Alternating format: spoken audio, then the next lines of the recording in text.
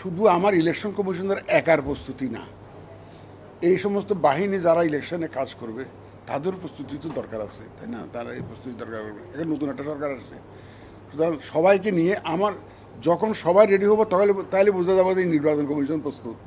আমি শুধু আমার উইদিন হাউস, আমার ঘরের মধ্যে প্রস্তুতি নিয়ে ইলেকশন ঝাঁপ দিব এমনটা তো না, সবাইকে নিয়েই আমার ঝাঁপ দিতে হবে ইলেকশনে। তো সবাইকে নিয়ে যে প্রস্তুতি, তো সেইটার জন্য আমরা কার্যক্রম আমরা নিয়েছি, এটা কোনো সেই প্রস্তুতি শুরু। আইজিপি স্যার এসেছিল, ওদিন কি জানিয়েছে আপনাকে আইন শৃঙ্খলার বিষয়ে?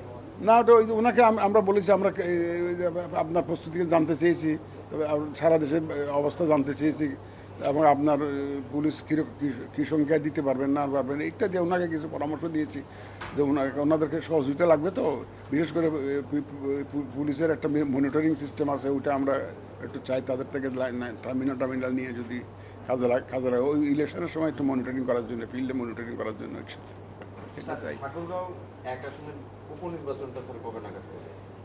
এটা তো আপনারা তো জানেন, 90 দিনের মধ্যে তো আমার করতে হবে, সুতরাং 90 দিনের মধ্যে এটা হয়ে যাবে, কোনো চিন্তা করেন না। এটা we are working on this.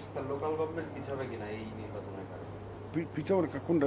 October ধরে ওটা একটা ঠাকুরগাঁ তো একটা জায়গায় একটা কনস্টিটিউয়েন্সিতে হবে, এটা তো সারা দেশে।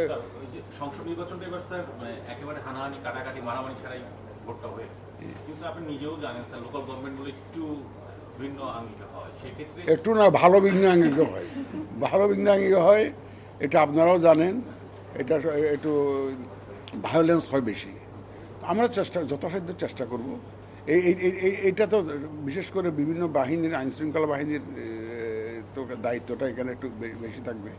তো আশা করি আমরা সবাইকে নিয়ে আমরা এটা নিয়ন্ত্রণ করতে পারবো বলে আমরা মনে করি। এখন ওই অতীতে দেখা গেছে যে এই ইলেকশনে খুব ভায়োলেন্সটা একটু বেশি হয়, তো সেটা আমাদের মাথায় আছে। সেইভাবে আমরা আইনশৃঙ্খলা বাহিনীকে মোবিলাইজ করার চেষ্টা করবো ইনশাল্লাহ।